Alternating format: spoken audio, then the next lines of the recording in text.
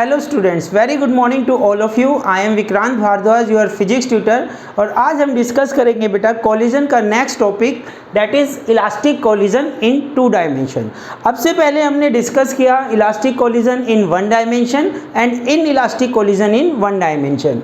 जो basic difference है बेटा 1D और 2D में, 1D में क्या होता है, body after before collision and after collision एक ही लाइन में चलती है, स्ट्रेट लाइन में मूव करती है। किसमें? 1D में, 1 डायमेंशनल में।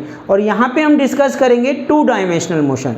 तो इसमें क्या होगा बेटा, 2 बॉडी आपस में टकराने से पहले एक स्ट्रेट लाइन में चल रही है, टकराती है और उसके बाद अलग अलग लाइन में मूव करती है, डिफरेंट लाइन में मूव करती है। डायग्राम की हेल्प से मैं आपको इसको समझाता हूँ। मान लीजिए late us consider this is body 1, इसका मास m1 है, u1 स्पीड से मूव कर रही है। This is another body b having mass m2 और ये मूव कर रही है u2 स्पीड से। ठीक है, मूव कर रही है। इसके बाद यहाँ पे ये दोनों बॉडी टकराती हैं और टकराने के बाद ये जो a बॉडी है ये इधर चली जाती है बेटा, इन दिस डायरेक्शन। इस टाइम इसकी जो वेलोसिटी है v1 और ये वाली बॉडी हैविंग स्मॉलर बॉडी, ये जो b है जिसका मास क्या था m2, इसका मास क्या था m1, ए बॉडी का। ठीक है, इसकी स्पीड v1, इसकी स्पीड v2। तो ये बिफोर कोलिजन का वो है सीन, बिफोर कोलिजन। और ये क्या है, seen after collision, after collision. तो यहाँ पे स्ट्राइक होने के बाद ये थीटा डिग्री बनाती है, किसके साथ? एक्स एक्सिस के साथ। ये let us consider this is X axis, this is Y axis and this is Y dash. ये हमने एक्सिस इसमें शो कर ली। ठीक है, फिर से देखिए, ये एक्स एक्सिस और ये आपकी वाई एक्सिस। तो a body after collision theta degree बनाती है, किसके साथ? एक्स एक्सिस के साथ। इस एंगल को बेटा हम कहेंगे स्कैटरिंग एंगल। क्या कहेंगे? Scattering angle.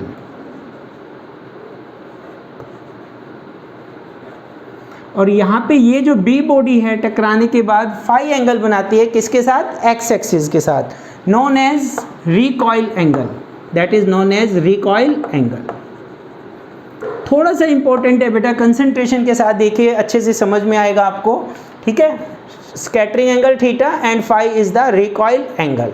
तो यहाँ पे ये बॉडी का जो डायग्राम बनाया, इसी के अकॉर्डिंग हम इसके इक्वेशन ड्रॉ करेंगे। देखिए, इलास्टिक कोलिजन इन 2D का मतलब क्या है, डेफिनेशन लिख रहा हूँ मैं।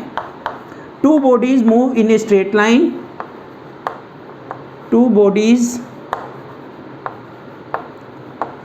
moves in a straight line before collision and move in different direction after collision। Elastic का मतलब क्या है बेटा? इलास्टिक का मतलब क्या है? No loss of kinetic energy, loss नहीं हुआ, and different direction after collision. समझ जाएंगे आप इसे? चलो कंप्लीट लिख देता हूँ। After collision without loss of kinetic energy, without loss of kinetic energy, without loss of kinetic energy. ये डेफिनेशन हुई बेटा। 2 bodies move in a straight line before collision and move in different direction, straight line में move कर रही है, and move in different direction after collision, different direction after collision without loss of kinetic energy. तो यहाँ पे जो equation बनेगी according to law of conservation of kinetic energy, एक इक्वेशन बनाई मैंने। First equation according to law of conservation of kinetic energy, conservation of kinetic energy. तो क्या होता है बेटा, फाइनल काइनेटिक एनर्जी किसके इक्वल होगी? Final kinetic energy is equal to initial kinetic energy. Initial कीजिए, वैल्यू पुट कीजिए, फाइनल और इनिशियल। तो फाइनल है हमारी half m1 v1 square plus half m2 v2 square, final total kinetic energy after collision. और before collision क्या है बेटा? Half m1 u1 square plus half m2 u2 square.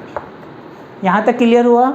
Before collision and after collision, after collision, before collision, final, initial.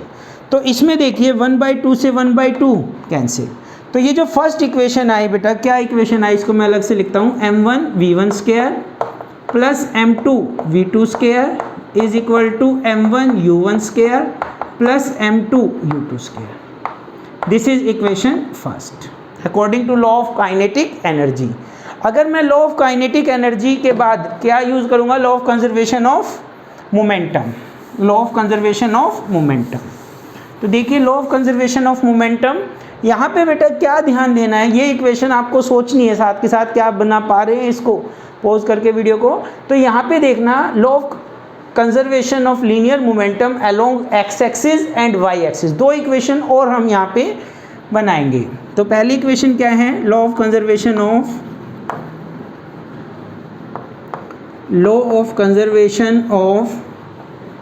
Linear momentum किस axis के along, पहले मैंने बात की अलोंग एक्स एक्सिस, डायग्राम में एक्स एक्सिस दिख रही है आपको, इस एक्सिस के अलोंग। बताओ बेटा फाइनल मोमेंटम क्या है और इनिशियल क्या है, ठीक है। तो फाइनल मोमेंटम क्या है, ये जो वेलोसिटी v1 है इसको रिजोल्व करना आना चाहिए आपको। कैसे रिजोल्व करोगे, ये v1 है तो ये कंपोनेंट क्या होगा, v1 cos थीटा, और ये कंपोनेंट क्या होगा, v1 sin थीटा, ठीक है। इस v2 को रिजोल्व कीजिए, ये कंपोनेंट क्या होगा, v2 इस फाई की वजह से cos फाई और v2 sin फाई। फिर ध्यान से देखना बेटा, आप बना पाएंगे अगर आप थोड़ा सा एक्टिव होकर इसको जज करेंगे तो, ठीक है। तो along X axis final momentum क्या है, मास इनटू वेलोसिटी। इसका मास m1, एक्स एक्सिस के अलोंग वेलोसिटी कितनी है, वेलोसिटी v1 है, एक्स एक्सिस के अलोंग कितनी है, v1 cos थीटा। तो यहाँ पे आएगा m1 v1 cos theta. Is it clear. दूसरी बॉडी है m2, velocity v2, x axis के अलोंग वेलोसिटी कितनी है, v2 cos फाई। तो दूसरा कंपोनेंट क्या आएगा, m2 v2 cos फाई। ये हमारे कंपोनेंट हो गए final component along X axis. Initial component क्या है, m1 u1 plus m2 u2, ये हमारी सेकेंड इक्वेशन। अगर मैं यही मोमेंटम अलोंग वाई एक्सिस निकालता हूँ, अलोंग वाई एक्सिस, तो वाई एक्सिस के भी मैंने पहले ही डिवाइड कर लिए, ये हमारी वाई एक्सिस, ये हमारी वाई एक्सिस। तो यहाँ पे फाइनल मोमेंटम बताइए, m1 v1 sin theta, m1 और y डायरेक्शन में वेलोसिटी क्या है, v1 sin थीटा, ठीक है। यहाँ पे मास m2 वेलोसिटी क्या है, v2 sin phi, m2 v2 sin phi. यहाँ तक तो फिर भी बच्चे ठीक कर देते हैं, मिस्टेक कहाँ होती है बेटा, अब ये डायरेक्शन अपोजिट है। अगर इस डायरेक्शन को, यहाँ पे तो क्या हुआ, दोनों एक ही डायरेक्शन है, उसको हमने पॉजिटिव ले लिया तो ये भी प्लस, ये भी प्लस। अगर इसको मैंने पॉजिटिव लिया तो इसको क्या लेना पड़ेगा, नेगेटिव। तो यहाँ पे आपका नेगेटिव साइन आएगा, क्या आएगा, नेगेटिव साइन। पहली मिस्टेक जो ज़्यादातर स्टूडेंट करते हैं। सेकंड, अब इसका मोमेंटम वाई डायरेक्शन में 0, इसका मोमेंटम वाई डायरेक्शन में 0। This is our third equation. तो ये 3 इक्वेशन हमने यहाँ से ड्रॉ की, equation 1, equation 2, equation 3। How many variables, m1 m2 u1 u2 v1 v2 theta phi, ठीक है। तो यहाँ पे m1 m2 तो मास है, नॉन ही है, ठीक है।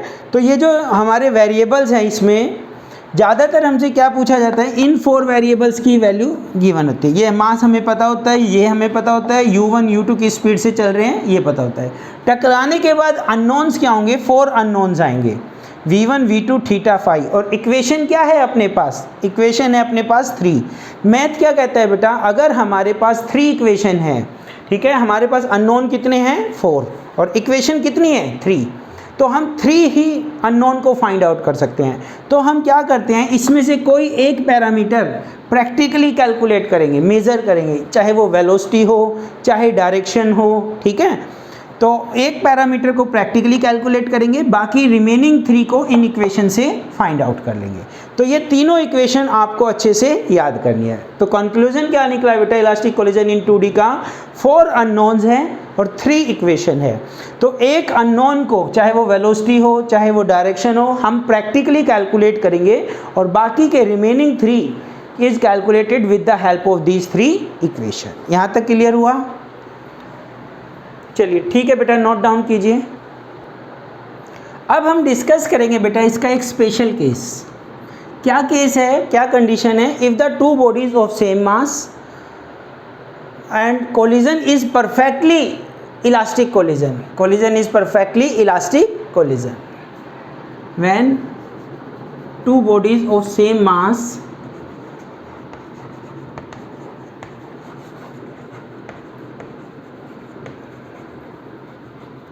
undergo perfectly elastic collision, undergo perfectly elastic collision. ठीक है, और इसको सिंपल बनाने के लिए हमने क्या कंसीडर किया? एक तो सेम मास का मतलब m1 m2 m आ जाएगा बेटा, फर्स्ट वन। दूसरा इसमें हमने क्या चेंज किया? जो इनिशियल वेलोसिटी है u1 उसको हमने u कंसीडर कर लिया, और जो सेकंड बॉडी की वेलोसिटी है u2 उसको हमने रेस्ट में कंसीडर कर लिया। कुछ चेंज किए इनमें, तो ये जो 1 2 3 थी, नई 3 इक्वेशन बनेगी 4 5 6। तो इक्वेशन 3 देखिए, ये इक्वेशन 3 थी अपने पास, अभी हमने कैलकुलेट की, तो इसमें से m1 m2 through out cancel हो जाएगा बेटा। ठीक है, v1 v2 as it is, u1 की जगह u आ जाएगा और ये 0 आ जाएगा। तो इक्वेशन 1 से इक्वेशन 4 बनेगी, 5 6, 3 नई इक्वेशन क्या बनेगी? v1 square plus v2 square is equal to u square, that is equation 4। यहाँ पे देखिए इस इक्वेशन में क्या बनेगा? मास थ्रू आउट कैंसिल, क्योंकि मास सेम ले लिया, u2 0 है, u1 की जगह u लिख देंगे हम। ठीक है, तो ये आएगा v1 cos theta plus v2 cos phi, v1 cos theta plus v2 cos phi is equal to u, is equal to u, equation 5। ये भी हो गया। m1 से m1 m2 कैंसिल हो गए बेटा, v1 v2 बाकी as it is. v1 sine theta किसके इक्वल है? Minus v2 sine phi is equal to 0, that is equation 6। तो यहाँ पे हमने क्या किया बेटा? 1 2 3 में कुछ चेंजेस किए इक्वेशन को सिंपली बनाने के लिए, और 3 नई इक्वेशन बनी 4 5 6। आपको ये प्रोसेस स्टेप याद रखने हैं, ऑटोमेटिकली डेरिवेशन कहीं गलत नहीं आएगा। अब क्या करना है, यहाँ से u की वैल्यू हमें यहाँ पे पुट करनी है। From equation 5 u this much कहाँ पुट करोगे? यहाँ पुट कर दोगे। तो इसका स्क्वायर सबको आता है बेटा, a प्लस बी का होल स्क्वायर। तो ये वैल्यू यूजिंग 5 इक्वेशन 4 बिकम्स,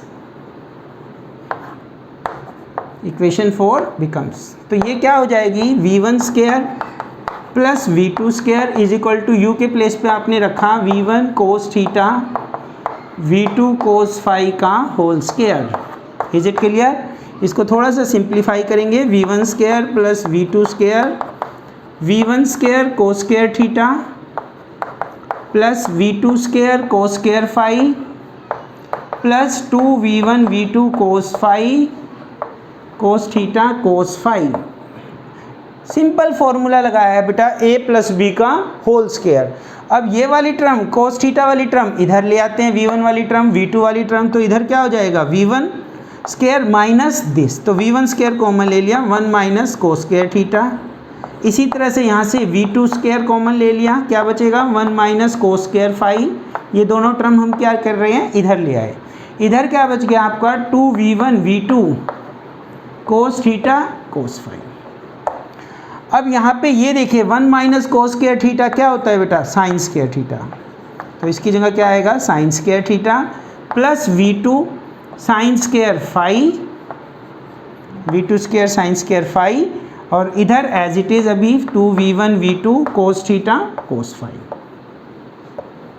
इस इक्वेशन का काम 5 तक तो हमने यूज़ कर लिया ना। इससे हम क्या कह सकते हैं? v2 साइन फाई किसके इक्वल है?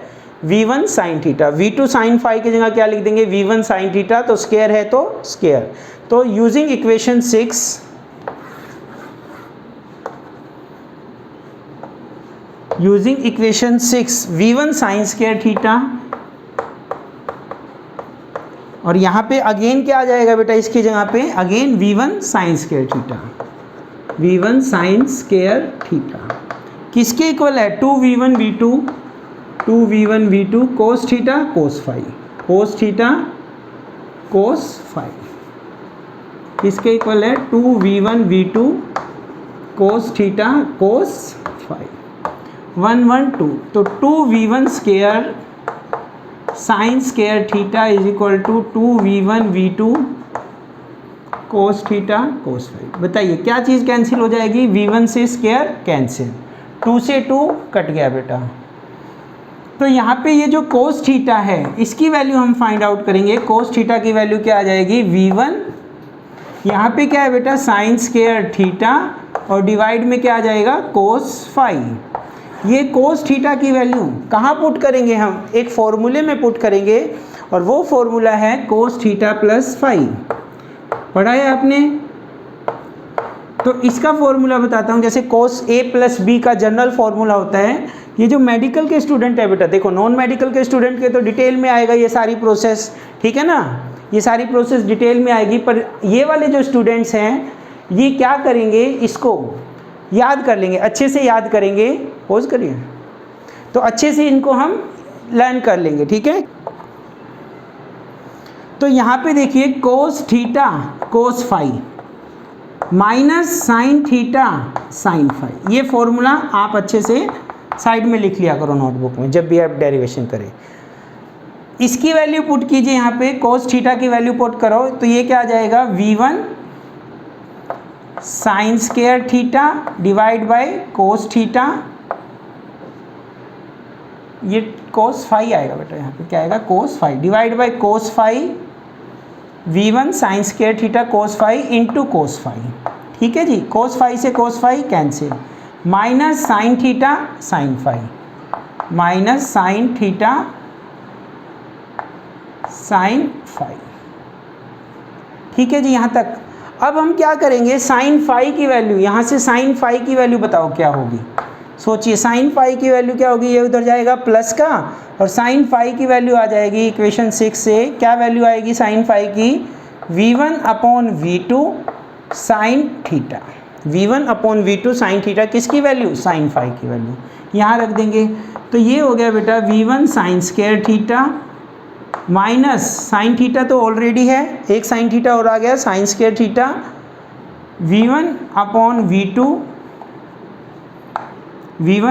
v2 साइन थीटा, तो as it is sine phi की जगह क्या लिख देंगे हम v1 upon v2 sine theta, तो ये साइन स्क्वायर थीटा। यहाँ पे क्या चल रहा था अपना, साइन फाई से sine phi cancel, cos theta की वैल्यू रखी थी हमने, किसकी वैल्यू रखी थी कोस थीटा, तो ये क्या आएगा कोस थीटा की value v1 sine square theta divide bye v2। तो अब देखिए सेम क्वांटिटी है तो यहाँ पे क्या आएगा, जीरो आ जाएगा, क्या आएगा जीरो। अच्छे से डेरिवेशन को करिए, सिंपल है, स्टेप बाय स्टेप करना है जस्ट आपको। अब हमने क्या प्रूव किया बेटा लास्ट में, cos theta plus phi, cos theta plus phi किसके इक्वल प्रूव कर दिया, जीरो। और कोस थीटा जीरो होता है तो मतलब थीटा की एंगल की वैल्यू कितनी होगी, theta plus phi is equal to 90 degree, because cos 90 क्या होता है, जीरो। इसका मतलब क्या हुआ, टकराने के बाद ये बॉडी ए थी जो थीटा डिग्री एंगल बना रही थी, ये बॉडी बी थी जो फाई एंगल बना रही थी, ठीक है। v2 स्पीड से चल रही थी, v1 स्पीड से चल रही थी, मास m1 था, मास m2 था। और हमने क्या प्रूव कर दिया इस केस में, किस केस में, परफेक्टली इलास्टिक कोलिजन इन 2D में। थीटा प्लस फाई का मतलब क्या है, 90 डिग्री, मीन्स टकराने के बाद वो परपेंडिकुलर टू ईच अदर होगी। और एंगल कितना होगा, ये angle 90 degree to each other. चलिए ठीक है बेटा, thank you very much, have a nice day.